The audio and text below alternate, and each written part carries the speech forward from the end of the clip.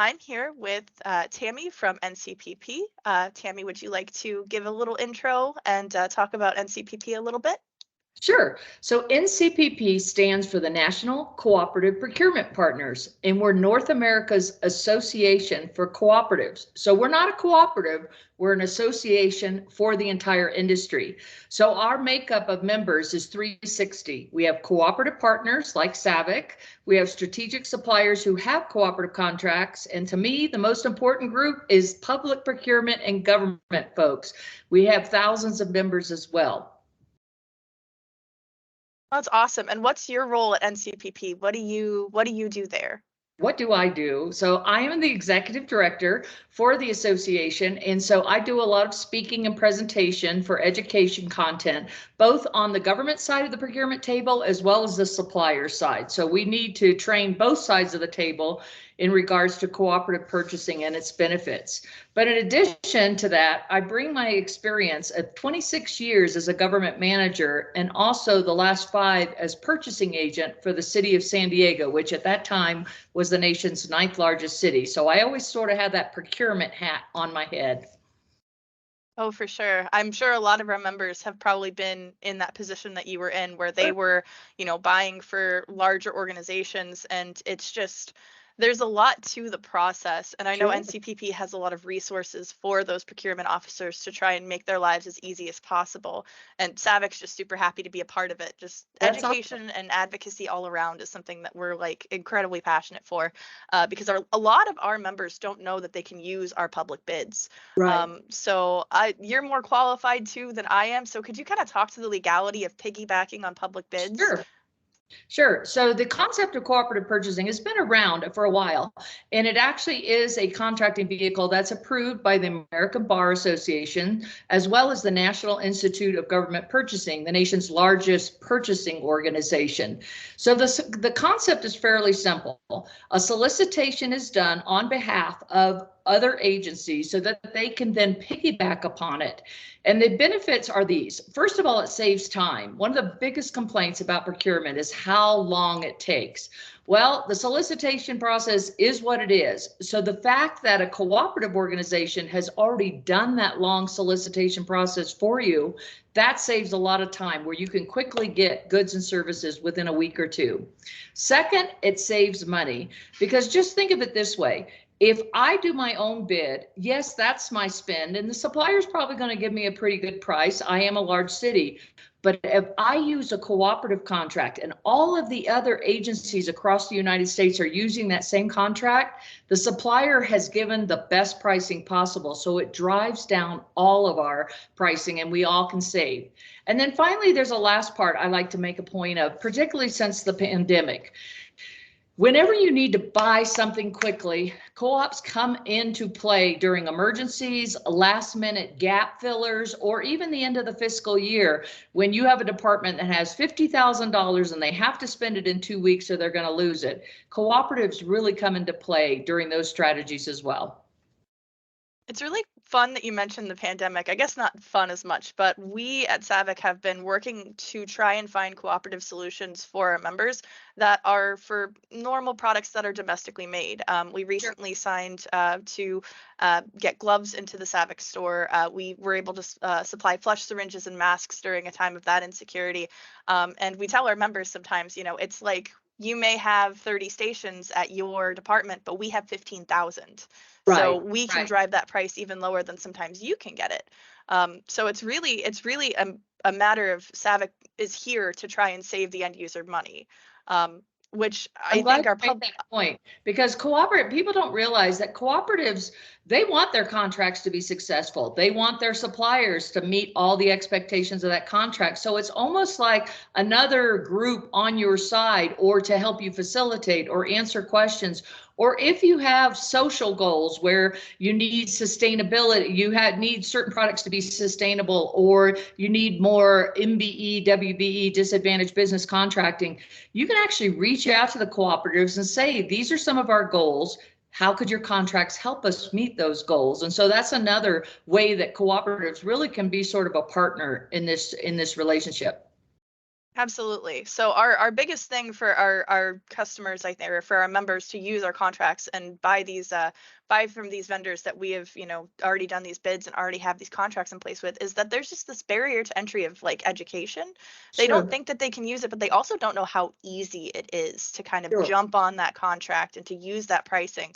And all it is just a conversation with your normal salesperson at, say, a Henry Schein or a Stryker, and you take what you were already purchasing and you're just saving money on it. Would you like to speak to kind of the ease of the process?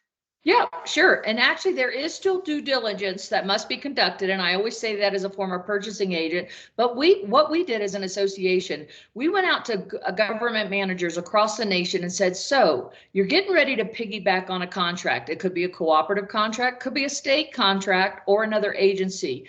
What are the due diligence questions you ask? What are the boxes that need to be checked for you? And so we took all those questions and put them together in a simple thing called a roadmap to cooperative procurement. And it's on our education page. It's easy to pull down, and it literally is all the questions you should ask, like when's the expiration date? Where was this advertised? Can I see the original RFP and the resulting contract documents? So that's something that procurement teams and government teams still need to do, ask those questions. But once those questions are answered, it's pretty much easy to go ahead and piggyback on that contract, whether it's through an addendum, a PO, or whatever your typical process is. But that is free to our members and non-members to learn more about it. And we have two versions, one for the US and one for Canada. So if folks are doing this in Canada, there may be slight variations on the type of questions to ask, but we're hoping to provide educational content. And what's interesting about Savvik is you are very focused on the public safety, fire safety space. And so while a lot of those people within those departments buy stuff, they may not have been formally trained on procurement. So this is a resource for them. If they've never done this before, simply go online and download some of our free resources. It will give you sort of a little bit of know-how while you're going into this process for the first time. I can personally attest to how awesome the education page is on NCPP, because Oh, thanks.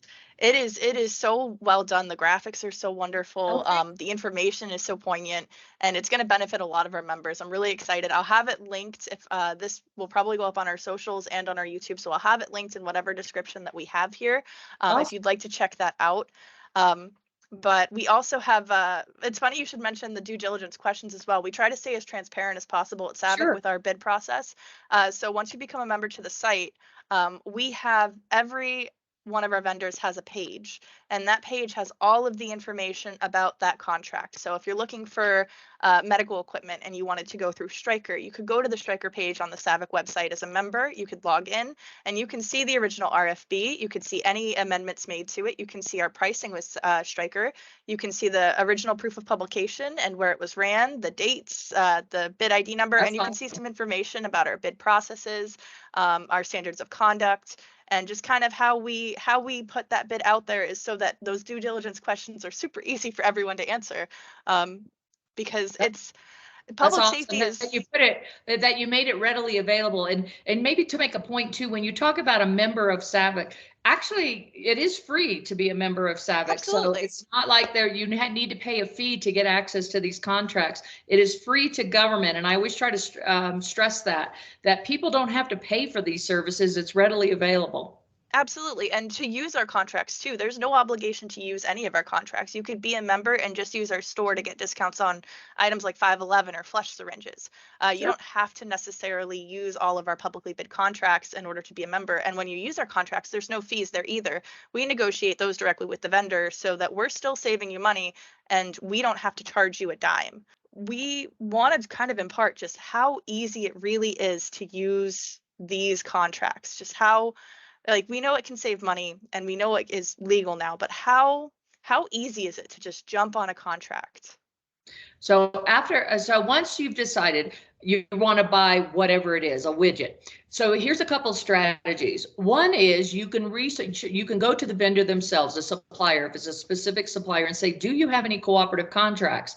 They can provide whatever those contracts are. Then you can kind of compare. You can ask your due diligence questions, but also look at your own market basket and what would be the pricing. Pricing is only one part of it. You're looking for a best value solution. So that's one way. Approach the vendor, or you can just look at a co-op and say, I want to learn everything about Savvik. You know, I want to look at all their contracts. I want to do due diligence on their process. I want to look at specific contracts so that I can conduct that in advance. So when it comes to time for me to buy, I've already sort of pre-approved Savvik on my list. I've done all my due diligence. I may even tell my customer departments, hey, we've checked this one out and you are allowed to use any of these contracts. We will do a double check at the end point, but at least we've pre-vetted them a little bit. So there's a couple of strategies as a procurement person that you can do. It's fun that you mentioned the vetting process as well, specifically because our executive director, Mickey Schulte, he was actually in a meeting with a board for a smaller town that needed to have their town board approve our purchasing through Savvik, I suppose. So he will oftentimes jump into meetings with association boards, with civil councils, with procurement boards, with fire department boards, and just different meetings so that he can kind of explain the process as well. And that's something that Savvik's totally willing to help with. If there's some things that need extra explaining, or if there's a larger group of people that are involved in the process, we're more than happy to kind of step in and say, here's our expertise. This is all of the information that we have about this. We have these contracts that are fully legal, and here's, you know, all of our documents. We have everything out on the table and are trying to be as totally transparent as we can to make your life easier. That's awesome. That's all. And that's why I was saying that you can often use a cooperative as a partner in this process.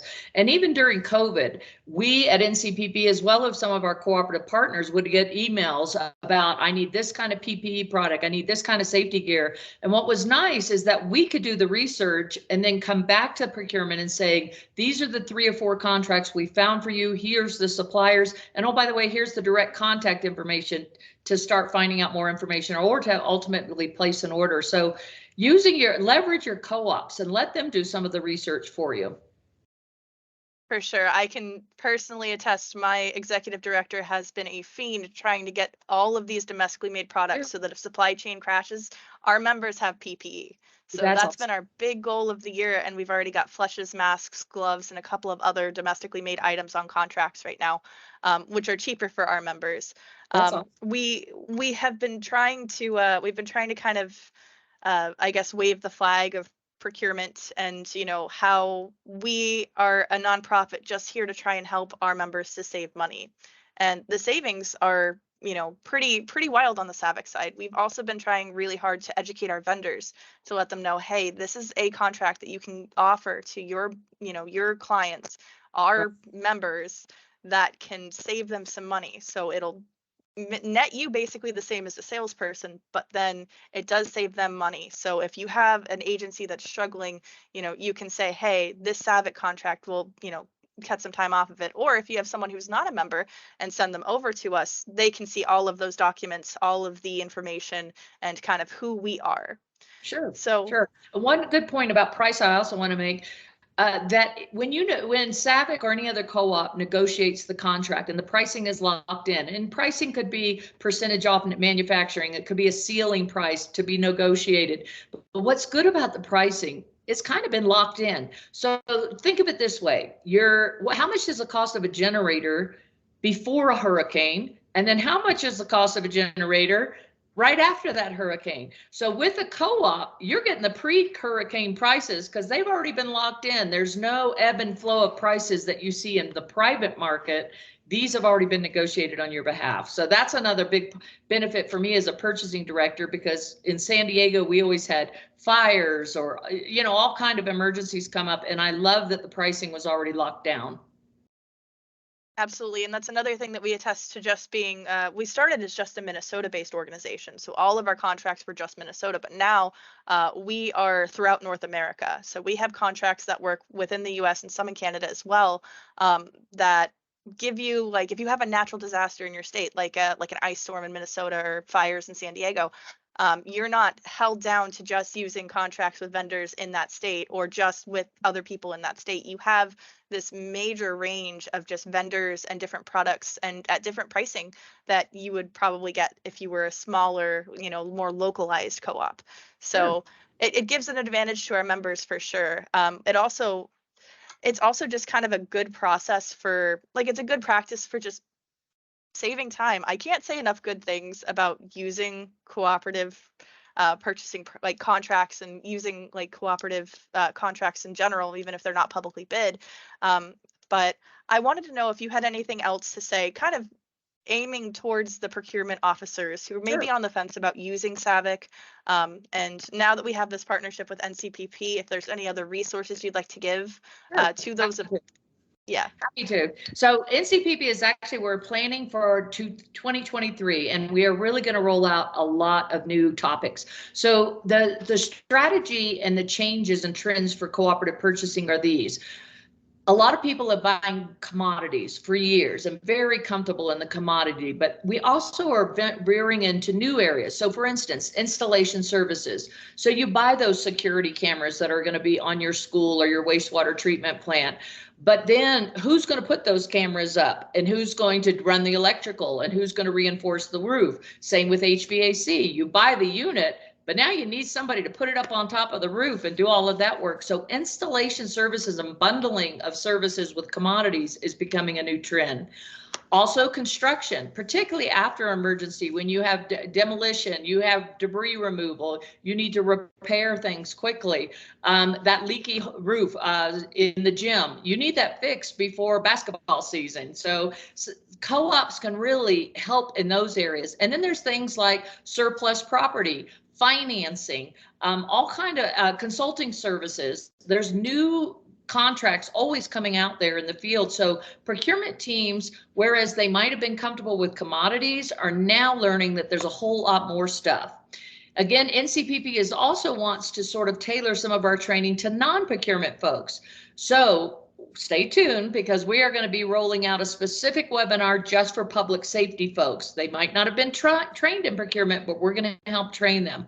Facilities and public works folks, we're going to have a separate one for them that's very tailored toward your industry. So our hopes is that I'm a big believer in that quote, in a rising tide, all boats float. So we will all benefit from cooperative purchasing. So the education content is a big push for early next year in some of our more non-traditional ways. That is going to be great for a lot of our members. Like I said, a lot of who we deal with are just fire chiefs who, they were Sure. firefighters for most of their careers, and now here they are making these, multi-million-dollar purchasing decisions. So Sure. having some resources for them is going to be incredibly helpful. Can you kind of speak to how our procurement professionals could join NCPP if they were interested? Sure. Thanks for that lead in. I appreciate it. Well, first of all, it's free. It's free to public procurement, government folks, firefighters, police officers. They all can join NCPP. And what you get out of that is all our free educational content. So, and also heads up on webinars that we're going to be presenting. You'll be within our newsletters that give you a lot of information. Also new contracts that are coming out there to help you be aware of those. And then finally, there is a component we do sort of behind the scenes for our members, is legislative advocacy. So where there is legislation being proposed across the country that could help cooperatives, we're there to help support. Or if it's opposing or limiting choices, then we're there to help educate the legislatures and the politicians on what cooperative purchasing is about, because often they don't understand it as well. So it's free to join. You click on the website and merely your name, where you work, and your email, and you're pretty much a member. Thank you. That's awesome. I hope that our members are able to kind of utilize your tools on there, because it's just so great. Like I can't say enough good things and how happy we are about this partnership. Well, thanks. We But worked very hard, so thank you for that. I appreciate that. I think we've kind of covered all of the ground on just an overview of all Sure. things cooperative purchasing. Is there anything that you think we missed out on, or anything you'd like to touch about? No, just stay tuned for a lot more announcements, and we'll be feeding that to Savvik to share with their members as well, so your members can take advantage of a lot of the free resource and free education that's coming up. Absolutely. All right. Well, thank you, Tammy, so much for meeting with me today. I am going to put this out to our members so that hopefully they can learn a thing or two and figure out places to learn more. Awesome. Thanks for the invitation. All right. Well, I hope you have a great rest of your day and a happy Thanksgiving. All right. Thanks. You too.